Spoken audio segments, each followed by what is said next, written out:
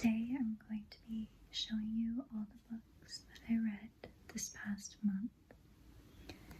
That's the month of September. I read 5 books this month, or last month. I only have 4 of them in front of me. One of them I took out from the library, so you'll just have to use your imagination.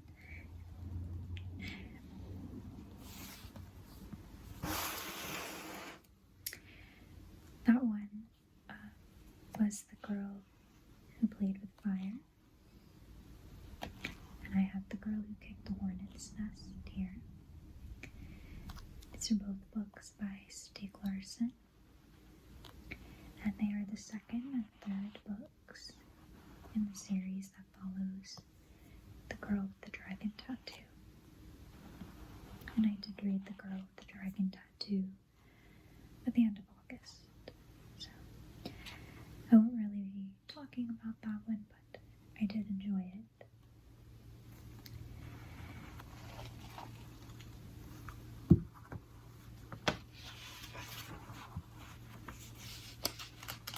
I enjoyed the series as a whole.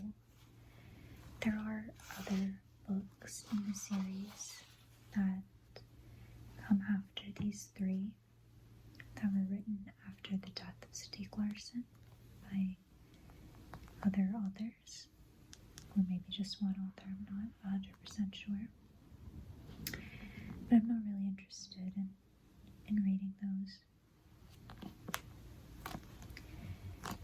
So, first, The Girl Who Played with Fire. That's the second book in the series, and it's probably my least favorite one. It took a while to get going. Probably the first 200 pages or so were a little, I wouldn't say boring, but the kind of main action really didn't start until, as I said, about 200 pages in.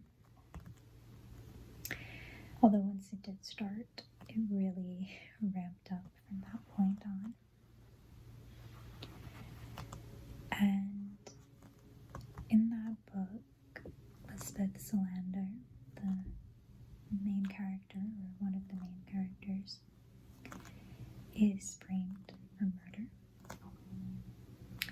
And Michael Blomquist, who is the other main character, he's a journalist, and he's really the only person who believes in Lisbeth's innocence.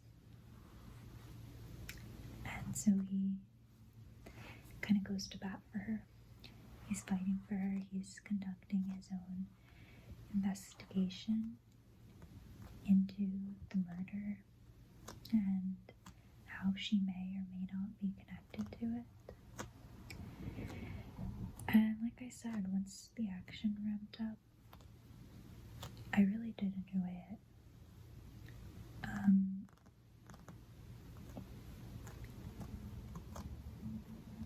I watched the movie that the first one is based on, and I really liked that, and really liked the first book. And I have watched the Swedish, I believe it's a mini-series based on the 3 books, but it was so long ago, and I really didn't remember much of the story, really any of the story at all, of the second and third books. So it was really just all new to me, pretty much. And then the third one, The Girl Who Kicked the Hornet's Nest. This one I really enjoyed. The second one ends on a cliffhanger, certainly. And this one picks up right where that one left off.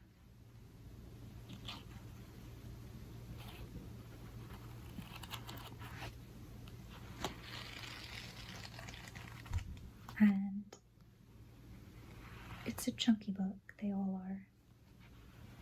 But I just flew through it because it's so exciting. This has, you know, everything in it. It's kind of police procedural, courtroom drama, espionage, it's all in here. And at this point in the series, she's still believed to be responsible for a murder. She's going to be going to trial. And so there's, you know, as I said, all of that investigation and the drama, the high stakes.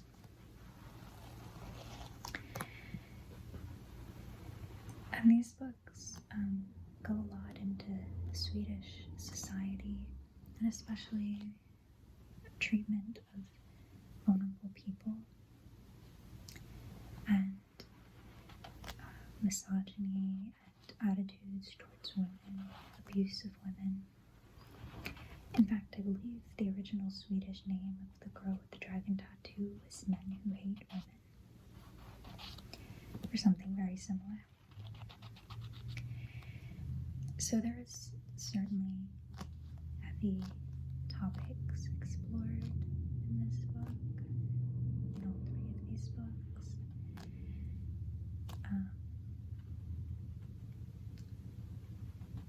But it's very interesting, and I learned a lot about Sweden and I guess kind of Swedish society and recent Swedish history and current events, Swedish politics. These books were written in the early 2000s. This translation into English was released in 2009. Obviously, they came out in Sweden prior to that, so it's not, you know, super recent now, but I did learn a lot of interesting things about Sweden that I did not know about before. Oftentimes there would be something in here and I would think, is this real? Let me look this up. And it was real. And I read Wikipedia and articles about some of these events, and yeah, it was very interesting. I love reading books that are just kind of open rabbit holes for you. You know, you get to learn something completely new. So I appreciated that, and I thought that this was certainly an exciting read. It's very worthwhile reading these big, hefty books. I really liked them. Definitely recommend. And I definitely have to go rewatch the miniseries now, see the adaptation of these two other stories. I've kind of given up hope that they'll, you know, adapt the movies with Daniel Craig, the rest of the series. I think we've passed that now. Oh well.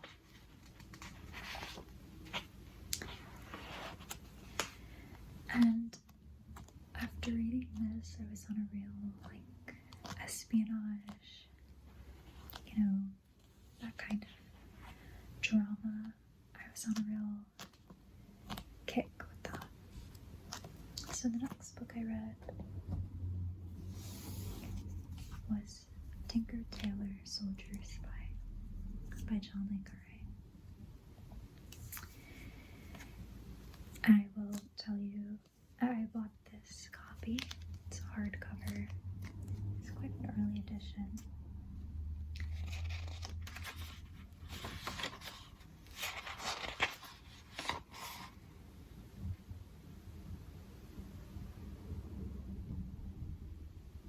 It just says 1974 when it was published.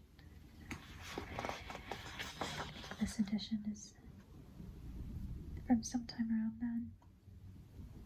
But I purchased this at a used book sale a few years back, and I will tell you, I did not read this copy.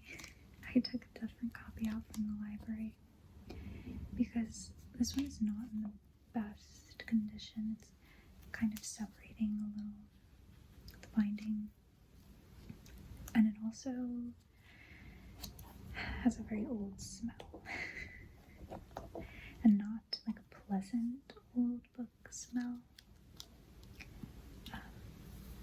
So I didn't really want to be constantly smelling this and lugging this around with me everywhere. I do like having it on my bookshelf though. I love the font. I think it looks cool. There's a picture of the author on the back. John Le Carre is not his real name, it's a pseudonym. I think his real name is something Cornwall. I have read this book before. This is my second or third time reading this book. And I love it. Again, I love the adaptation. I've never seen the movies with Alec Guinness, but I love the ones that have, or just the one I should say, the adaptation of this in particular has Gary Oldman. And the book is quite similar.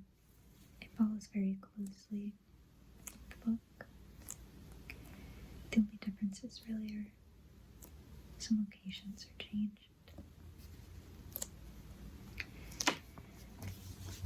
This is a book about the British intelligence service. As I said, it was published in the 70s. It took place at that time.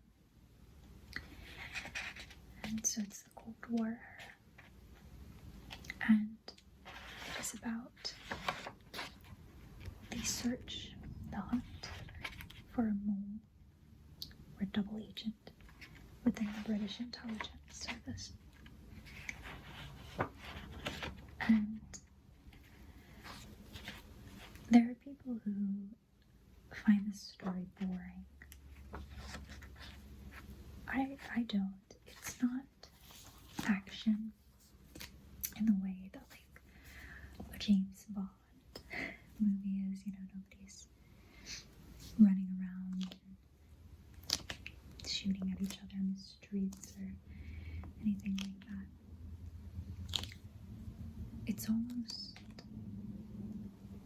It's very like, I guess you could almost say it's kind of like understated because the stakes are quite high. But it almost has this like workplace drama kind of vibe.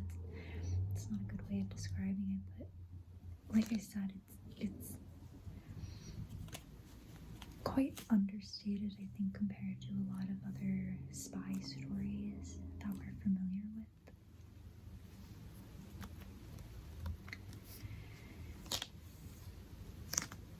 And I really like John Le Carre's writing, his writing style. I just find it very engaging.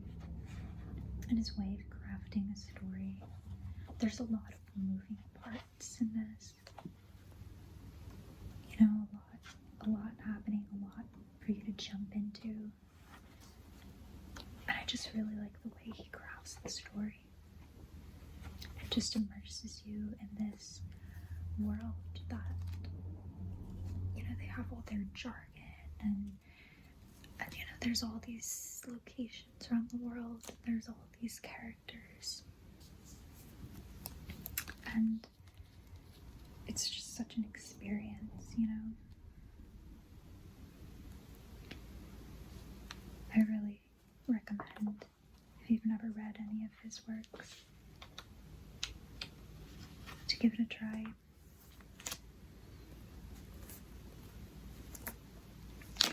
And this is also part of a series. It's called the Carla series. Carla is kind of the main adversary that George Smiley, who is the main character of this book. He's a former member of the British Intelligence Service who's investigating the prospect of a double agent. And Carla is his adversary within the Russian, or at that time, I should say, it was the Soviet Intelligence Service.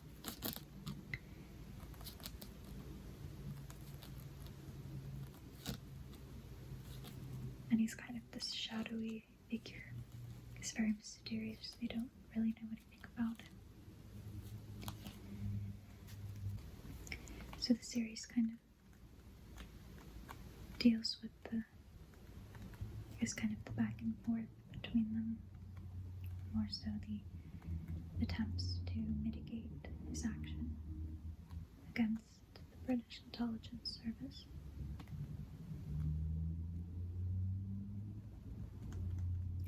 This is another book that, when I read this, I'm constantly looking things up and going down different rabbit holes, learning about things I've never heard of. Again, highly recommend. So after reading those three, I was like, let me take a little break from the espionage and read something a little more lighthearted. And I read Jane Austen's Persuasion. This is one of the Barnes & Noble, Penguin Classics, the cloth-bound editions. Has feathers all over it. The back looks a lot better than the front. For some reason, a lot of the ink has rubbed off on the front. I love this book. This is also a reread. I've read this many times before. Persuasion and Emma are my two favorite Jane Austen novels. And this book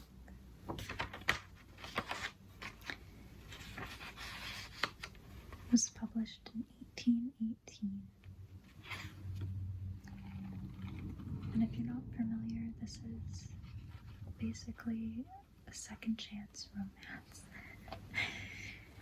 This is a book about a woman, Anne Elliot, who, when she was younger, had been in love with a man who most of the people in her life didn't approve of. They didn't think he was her social equal. They thought she could do better.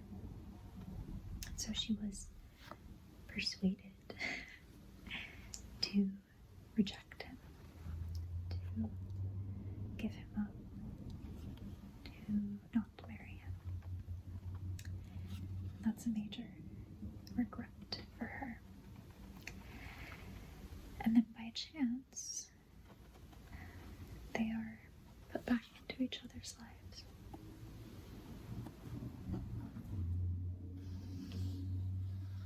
And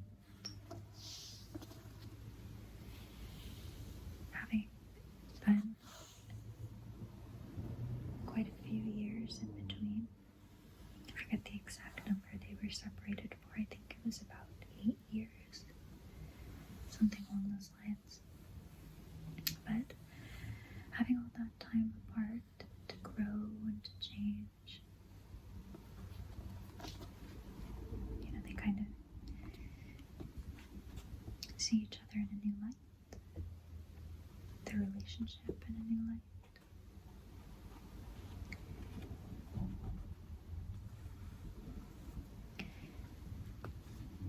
This book includes just some really, really beautiful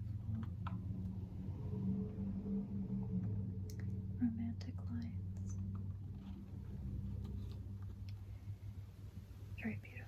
confessional letter at the end of this book. It's quite a famous one. And as I said, I love this book and I love Jane Austen. And I love anything that, as I said, this was written in 1818. And anything that you can read now that still rings true in so many ways, I think it's just amazing. In so many ways, we're still the same. So many of our emotions, situations that we find ourselves in, have always been the same. And to read something like this from so long ago and still find it relatable, I think that's amazing. This kind of romance, second chance, former lovers, that kind of thing, it's still popular to this day. With good reason. And all that to say, I do find a lot of the historical aspects of this very interesting as well. The society. And so a lot of the things that are different about Jane Austen's times compared to ours are just as interesting to me about what's the same. But I just think it's a beautiful book, beautiful story. And I always just fly through this one, just love it. So, again, highly recommend.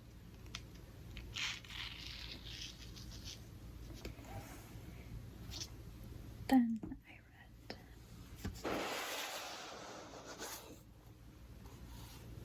Cormac McCarthy, No Country for Old Men. I don't know how I feel about this book, to be honest.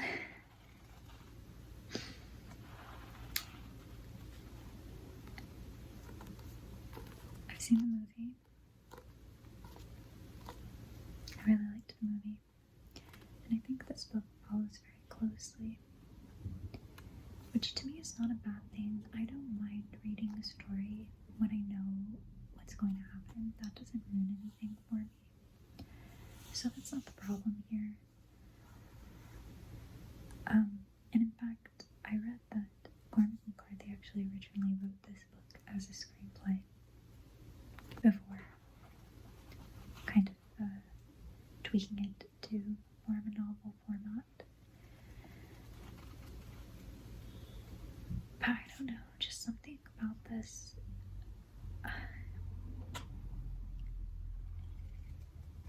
It just, I don't know.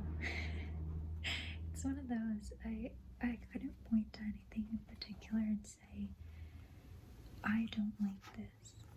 I didn't like this book because of X, Y, and Z. There's nothing like that going on.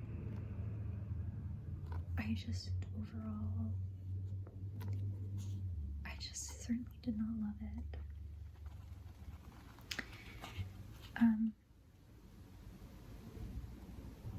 I don't know. I think too, I've only read one of his books before. I read last year, The Road. And that, while I can't necessarily say I enjoyed it, because if you're familiar with that story, you know it is bleak. It really grabbed me, and I just devoured it. I read it so fast because it just pulled me right in, and I just couldn't put it down. It's pretty short, it's easy to fly through it, but I think between having that reading experience and enjoying this movie, I think I had certain expectations. And I don't know why, but it just wasn't like an amazing reading experience to me. Which is not to say that I didn't, like I said, I didn't hate this book, you know. I'm not like knocking it. I'm not saying it's not worth reading. I think there are a lot of really interesting things to think about in here.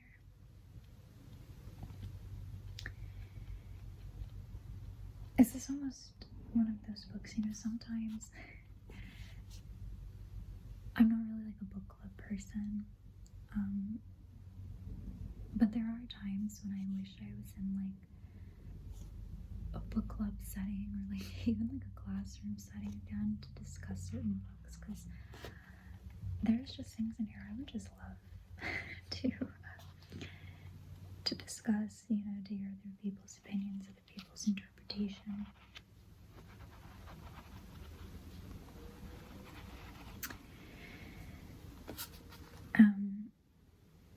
And as far as what this book is about, if you're not familiar with the story, it says the setting is on the Texas-Mexico border.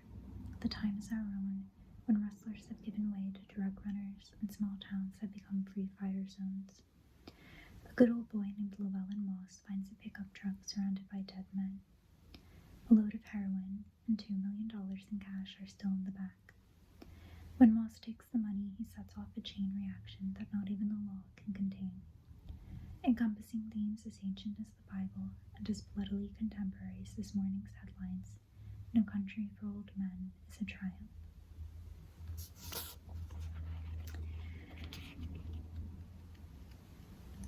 And by contemporary, it was published in 2005, but it's set in, I think, like 1980. Which is relevant because there are characters who had fought in Vietnam, which is in the not too distant past in the story. But yeah, this is one. There's a picture of Corbin McCarthy back here. This is one that I definitely will come back to at some point. You know, sometimes you read a book and you don't know how to feel about it, or you know, you just need time like to sit with it, and then when you return to it, you appreciate it a lot more, or you like it a lot more. You notice different things, whatever it is. But yeah, definitely we'll come back to this one. And I also have my current read.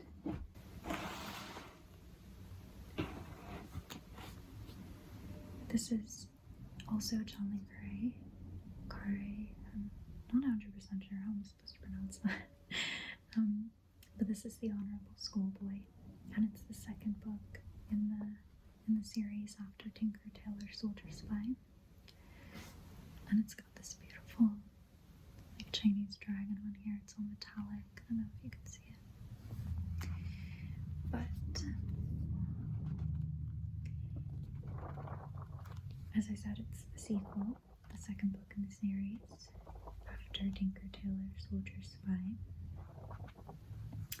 And so this is dealing with the fallout of having, you know, realized and then apprehended a mole within the intelligence service. I'm about 300 pages in right now. Looks like I'm pretty much halfway through. And I won't talk too much about it because I'll talk about it next month, but I'm loving it so far. This is my first time reading this one. I never read it before. And again, I just love his writing style, and I'm just having a lot of fun with it. It's very engaging. So hopefully it maintains my interest. I keep loving it. We'll see. So that's all the books that I have for now. Thank Thank you for watching.